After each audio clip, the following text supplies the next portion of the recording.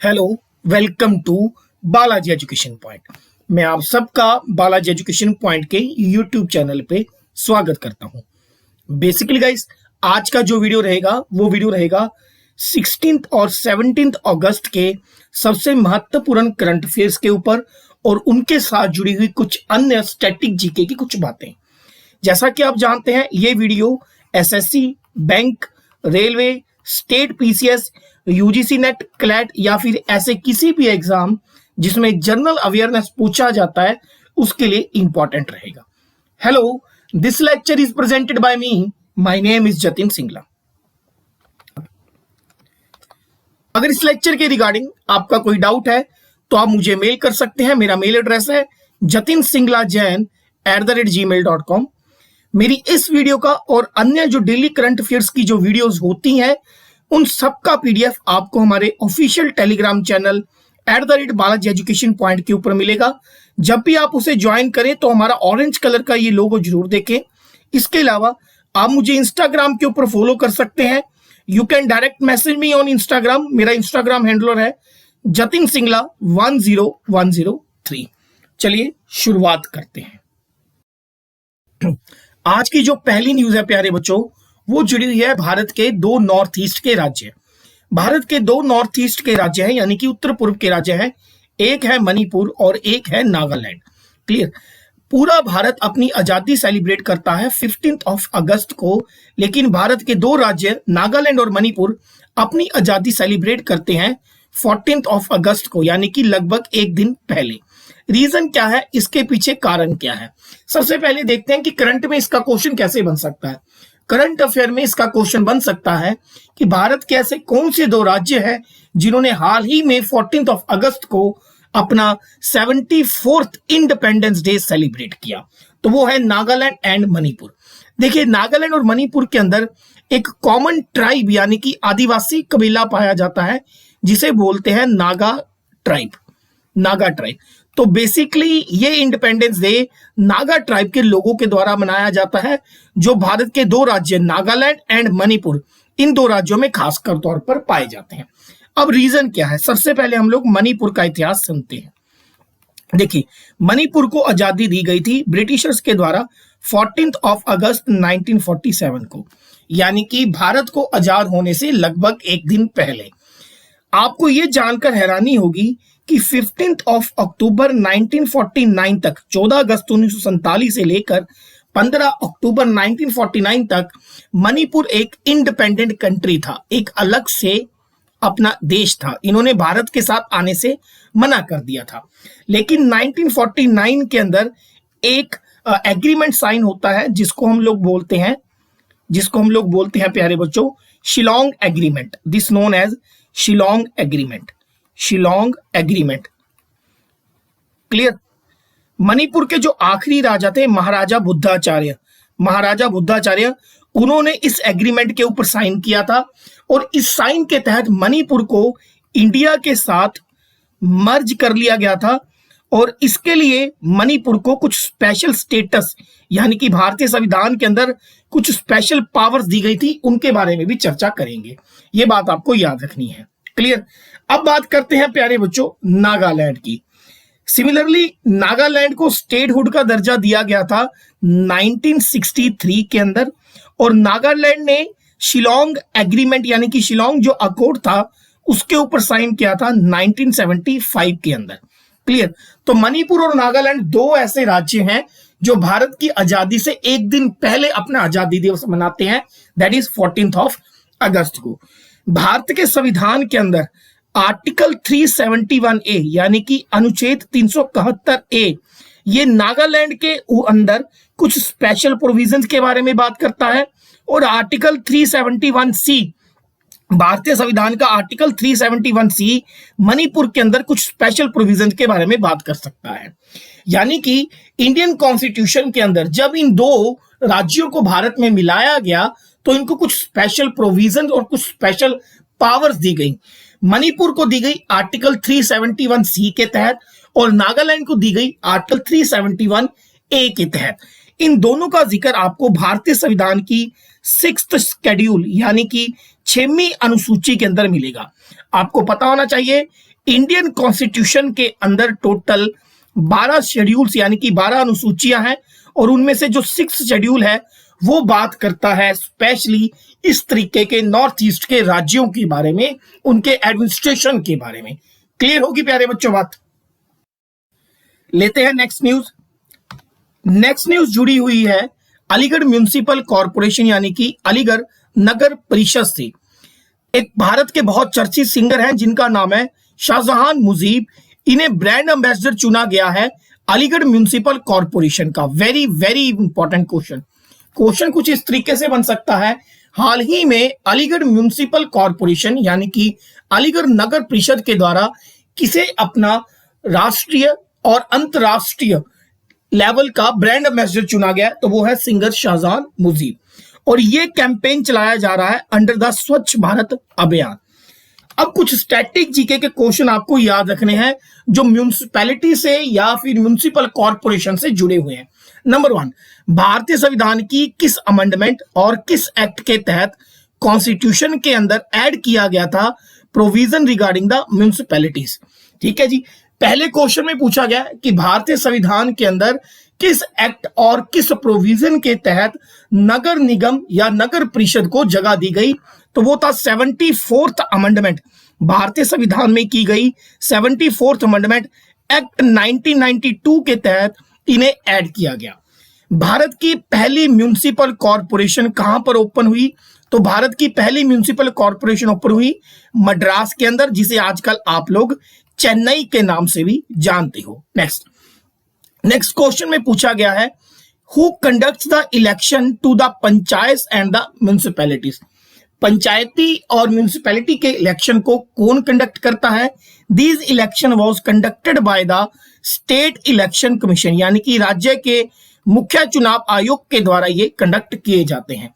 भारतीय संविधान में कौन कौन से अनुच्छेद यानी कि आर्टिकल जो है म्युनिसिपैलिटी से जुड़े हुए हैं, तो याद रहे आर्टिकल 243 से लेकर आर्टिकल 243 ये सारे जितने भी इसके अंतर्गत आर्टिकल आते हैं, मेनली आप ये याद रखेंगे कि आर्टिकल 243 और उसके अंदर जितने भी सब आर्टिकल्स हैं वो ज्यादातर म्युनिसिपैलिटी से जुड़े हुए हैं। एक बार याद रखना कि जो म्युनिसिपैलिटीज है वो मेनली 3 तरीके की होती है। भारतीय संविधान का आर्टिकल 243 क्यों बताता है कि जो म्युनिसिपैलिटीज है वो 3 तरीके की होती है। नंबर 1 नगर पंचायत, नंबर 2 म्युनिसिपल काउंसिल जिसे आप नगर परिषद के नाम से भी जानते हो, नगर परिषद के नाम से भी जानते हो। नंबर 3 म्युनिसिपल कॉरपोरेशन जिसे आप लोग नगर निगम के बारे में भी जानते हो। तो प्यारे बच्चों, पहला क्वेश्चन जो सबसे इंपॉर्टेंट है कि भारत के अंदर पहली म्युनिसिपल कॉरपोरेशन नगर निगम की स्थापना मद्रास के अंदर हुई थी। क्लियर? नेक्स्ट आगे बढ़ते हैं। नेक्स्ट न्यूज जुड़ी हुई है बेटा, वो न्यूज है अमृत से जुड़ी हुई। भारतीय सरकार की एक स्कीम है जिसे हम लोग बोलते हैं Atal mission for rejuvenation and urban transformation. Clear? भारतीय सरकार के द्वारा 2015 में एक स्कीम यानी कि एक योजना चलाई गई थी जिसका नाम है अमृत यानी कि Atal mission for the rejuvenation and urban transformation. देखिए इसका मेन मकसद क्या होता है, हमारे जो अर्बन सिटीज हैं यानी कि जो हमारे बड़े शहर हैं या फिर जो बड़े शहर बनने की कैपेसिटी रखते हैं, उनके अंदर जो सीवरेज नेटवर्क है प्लस और उनके अंदर जो ड्रिंकिंग वाटर है उसकी सही से बंदोबस्त करना, ये इस योजना का मेन मकसद है। अब हाल ही में भारतीय सरकार के द्वारा अमृत योजना के ऊपर कुछ डाटा रखा गया है जिसमें बताया गया है कि भारत का जो उड़ीसा राज्य है अमृत योजना स्कीम को लागू करने में सबसे बढ़िया काम कर रहा है। तो क्वेश्चन क्या आएगा, हाल ही में भारत के किस राज्य ने अमृत स्कीम के अंदर टॉप किया है, तो वो है Odisha. Very very important question. Clear? Odisha has tops in the implementation of Atal mission for rejuvenation and urban transformation. आपको एक बात बता देना चाहता हूं कि इस स्कीम का जो नाम है भारत के भूतपूर्व प्रधानमंत्री श्री अटल बिहारी वाजपेयी जी के नाम पर रखा गया, जिनकी 16 अगस्त को सेकंड डेथ एनिवर्सरी मनाई गई है। 16 अगस्त 2020 को सेकंड डेथ एनिवर्सरी मनाई गई है और उन्हीं डेथ एनिवर्सरी के ऊपर ये डाटा रिलीज किया गया। क्लियर होगी बात। तो नंबर 1 पे इस स्कीम के तहत रहा उड़ीसा, प्यारे बच्चों। नंबर 2 पे रहा पंजाब और हरियाणा की राजधानी और यूनियन टेरिटरी चंडीगढ़, ये इंपॉर्टेंट है, याद रखिएगा। और नंबर 3 पे आपके पास रहा तेलंगाना। क्लियर होगी बात। तो क्वेश्चन क्या आएगा, हाल ही में भारत के किस राज्य को अमृत योजना के अंदर टॉप लिस्ट पे रखा गया, वो है उड़ीसा। नंबर 2 पे रखा गया है चंडीगढ़ और नंबर 3 पे रखा गया है तेलंगाना को। नेक्स्ट न्यूज जो है वो जुड़ी हुई है एग्रीकल्चर से, यानी कि खेतीबाड़ी से। हाल ही में भारत की यूनियन मिनिस्ट्री ऑफ एग्रीकल्चर यानी कि खेतीबाड़ी मंत्रालय की तरफ से एक रिपोर्ट जारी करी गई है, जिसमें बताया गया कि भारत जो है ऑर्गेनिक फार्मिंग के अंदर यानी कि जैविक खेती के अंदर भारत का क्या स्थान है। इस रिपोर्ट में 2 बातें कही गई हैं। इंडिया का रैंक नंबर 1 है in term of number of organic farmers, यानी कि उन संख्याओं में जिसमें जैविक खेती में किसान सबसे ज्यादा आगे हैं। कितने किसान जैविक खेती कर रहे हैं पूरी दुनिया में, अगर उसकी काउंटिंग करी जाए तो उसमें भारत का रैंक 1 है। और या फिर ये कह लीजिए area under the organic farming, उसमें हमारा 9th रैंक है।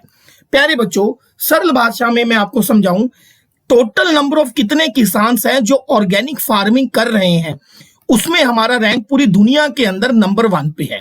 लेकिन वो किसान अपनी एग्रीकल्चर कितनी लैंड पे कर रहे हैं, अगर उन सारे टोटल लैंड का एरिया मिला दिया जाए तो भारत का 9th रैंक आता है ऑर्गेनिक फार्मिंग यानी कि जैविक खेती के अंदर।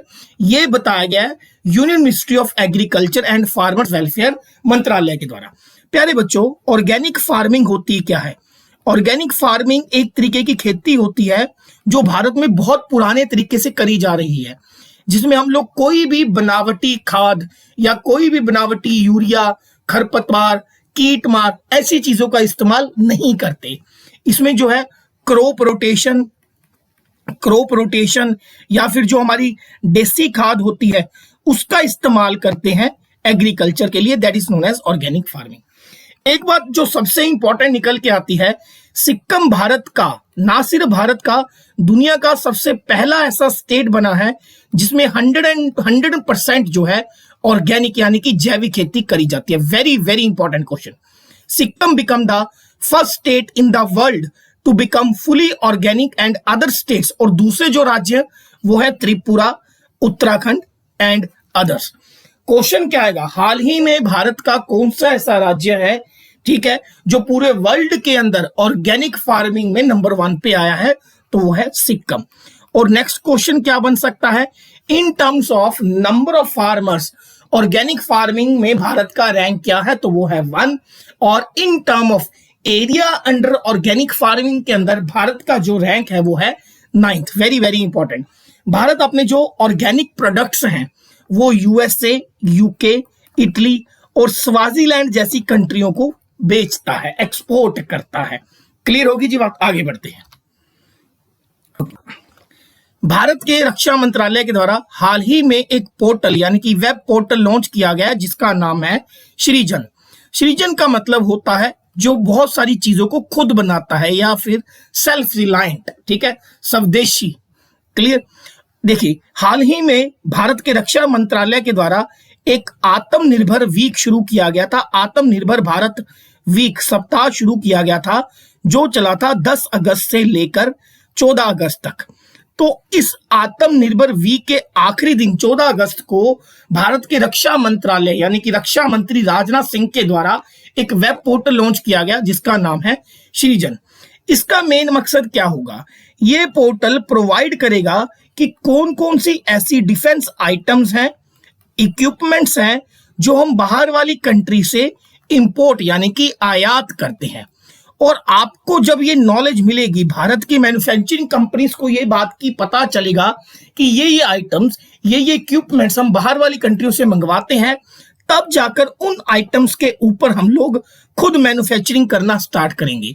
यानी कि एक तरीके की इस पोर्टल के ऊपर आपको लिस्ट मिलेगी जिसमें ये सारा बताया जाएगा कि कौन कौन से डिफेंस इक्विपमेंट्स जो हैं हम बाहर वाली कंपनियों से परचेज करते हैं, तो कि जो भारत की पीएसयूज हैं यानी कि पब्लिक सेक्टर यूनिट्स हैं वो उन आइटम्स को खुद बना सकें। तो क्वेश्चन क्या आएगा, हाल ही में भारत के रक्षा मंत्रालय के द्वारा कौन सा वेब पोर्टल लॉन्च किया गया है? तो आप याद रखेंगे सृजन। इससे पहले भारत का जो रक्षा मंत्रालय था उन्होंने शुरू किया था naval innovation and indigenisation organisation यानी कि नौसेना नव विचार और स्वदेशीकरण संगठन। नेक्स्ट प्यारे बच्चों, अब हम देखेंगे ये NIIO होता क्या है। अगर आप रेगुलर मेरी वीडियो सुनते हो तो मैंने ये पिछली वीडियो में भी समझाया था। NIIO यानी कि naval innovation and indigenisation organisation, जिसे हम लोग सरल भाषा में नौसेना नवाचार और स्वदेशीकरण संगठन बोलते हैं। ये क्या करता है? ये कोशिश करता है भारत को सेल्फ रिलायंट बनाने की, यानी कि एक ऐसा संगठन जो भारत को आत्मनिर्भर बनाने की तरफ कदम उठाएगा। NIIO की स्थापना भारतीय रक्षा मंत्रालय के द्वारा करी गई, जिसमें 3 तरीके की यानी कि 3 लेवल की ऑर्गेनाइजेशंस होंगी। नंबर 1 होगी नवल टेक्नोलॉजी, जिसको एनटेक बोलते हैं। इस संस्था से जुड़े हुए जितने भी इंपॉर्टेंट डिसीजन है एनटेक के द्वारा लिए जाएंगे। दूसरा, एक वर्किंग ग्रुप होगा जो एनटेक के अंदर काम करेगा। और तीसरा, टेक्नोलॉजी डेवलपमेंट एक्सेलरेशन यानी कि TDEC होगा। ये इमरजेंसी के दौरान अगर भारत को किसी खास तरीके की टेक्नोलॉजी चाहिए उसके लिए काम करेगा। तो प्यारे बच्चों, क्वेश्चन क्या आएगा, हाल ही में सृजन पोर्टल या फिर ये कह लीजिए NIIO संस्था का निर्माण या संस्था की स्थापना किसके द्वारा करी गई है? तो ये भारत के रक्षा मंत्रालय डिफेंस मिनिस्टर के द्वारा करी गई है। नेक्स्ट न्यूज जो जुड़ी हुई है वो है इजराइल और UAE के बीच में। UAE United Arab Emirates, Israel और UAE के बीच में एक हिस्टोरिकल एग्रीमेंट हुआ है। ये एग्रीमेंट हुआ है डायरेक्ट फोन लाइन को लेकर, यानी कि अब इजराइल और UAE के बीच में डायरेक्ट फोन लाइन, वार्ता के लिए डायरेक्ट फोन लाइन की स्थापना करी गई है। अगर आप वर्ल्ड पॉलिटिक्स को थोड़ा सा भी समझते हो तो आप समझिएगा कि इजराइल और UAE के बीच में ये जो एग्रीमेंट हुआ है ये अपने आप में एक हिस्टोरिकल एग्रीमेंट है। क्लियर? अगर आप इनका इतिहास देखें तो बहुत अच्छा नहीं है। और इस एग्रीमेंट का सारा श्रेय जाता है यूनाइटेड स्टेट्स ऑफ अमेरिका के प्रेसिडेंट डोनाल्ड ट्रंप को। अगर आपको पता हो कि अभी हाल ही में अमेरिका के अंदर कुछ समय तक इलेक्शन होने वाले हैं, प्रेसिडेंशियल इलेक्शन, और उस इलेक्शन के मद्देनजर रखते हुए डोनाल्ड ट्रंप का ये मूव काफी ज्यादा इंपॉर्टेंट माना जा रहा है। तो क्वेश्चन क्या आएगा, हाल ही में किन 2 कंट्रियों ने अपने हिस्ट्री को भुलाकर अपने रिलेशन को नॉर्मलाइजेशन करने के लिए अपने यहां पर डायरेक्ट फोन लिंक की स्थापना करी है? तो वो है इजराइल एंड UAE, जिसका श्रेय जाता है किसे? USA को। आगे बढ़ते हैं प्यारे बच्चों, नेक्स्ट न्यूज जुड़ी हुई है भारत के ट्राई कलर यानी कि तिरंगे से, भारत के फ्लैग से। ओके, पहली बार अमेरिका के न्यूयॉर्क के अंदर एक जगह है जिसको बोलते हैं हम लोग टाइम्स स्क्वायर। तो भारत के इतिहास में, विश्व के इतिहास में पहली बार न्यूयॉर्क के टाइम्स स्क्वायर के अंदर भारत का तिरंगा झंडा लहराया गया है। तो क्वेश्चन क्या आएगा, हाल ही में अमेरिका के किस जगह पर या विश्व के किस सुप्रसिद्ध प्लेस के ऊपर भारत का ट्राई कलर फ्लैग होस्ट किया गया on the 74th independence day? तो वो था न्यूयॉर्क का टाइम्स स्क्वायर। आपको एक बार याद रख लेनी है कि भारत का जो नेशनल फ्लैग है वो एक्चुअल में अडॉप्ट किया गया था 22 जुलाई 1947 को बाय द कॉन्स्टिट्यूशन असेंबली। संविधान सभा के द्वारा भारत का ट्राई कलर फ्लैग 22 जुलाई 1947 को अडॉप्ट किया गया था। और भारत का जो नेशनल फ्लैग है इसके डिजाइनर है पेंगली वेनक्काया, ये याद रखिएगा, वेरी वेरी इंपॉर्टेंट। हमारे फ्लैग की अगर आप लेंथ और ब्रेड्थ की रेशो देखें तो वो होती है 3:2। Very very important news. Next आगे बढ़ते हैं। ओके, भारत के एक फॉर्मर क्रिकेटर हैं और एट प्रेजेंट उत्तर प्रदेश के कैबिनेट मंत्री थे जिनका नाम था चेतन चौहान। हाल ही में इनकी मृत्यु हुई है। जब भी किसी की मृत्यु होती है तो मैं हमेशा बोलता हूं क्वेश्चन क्या आता है उसके फील्ड से जुड़ा हुआ। क्वेश्चन कुछ इस तरीके से आएगा, हाल ही में चेतन चौहान की डेथ हुई है, वो किस चीज से ज्यादा जुड़े हुए थे? तो याद रखिएगा, वो फॉर्मर क्रिकेटर थे, स्पोर्ट्स से जुड़े हुए थे। इसके अलावा वो पॉलिटिशियन भी थे, हाल ही में यूपी के कैबिनेट मंत्री भी बने थे। क्लियर होगी बात। इनकी डेथ हुई 73 की एज में, ये बात बिल्कुल आपको याद रखनी है। 12 साल तक इन्होंने भारत को सर्व किया क्रिकेट के अंदर, लगभग 40 टेस्ट खेले जिसमें इन्होंने 2024 रन बनाए और लगभग 16 अर्धशतक यानी कि 16 हाफ सेंचुरीज भी इन्होंने बनाई। क्लियर होगी बात। नेक्स्ट, आई होप आपको आज का लेक्चर पसंद आया होगा। Till then, thank you so much.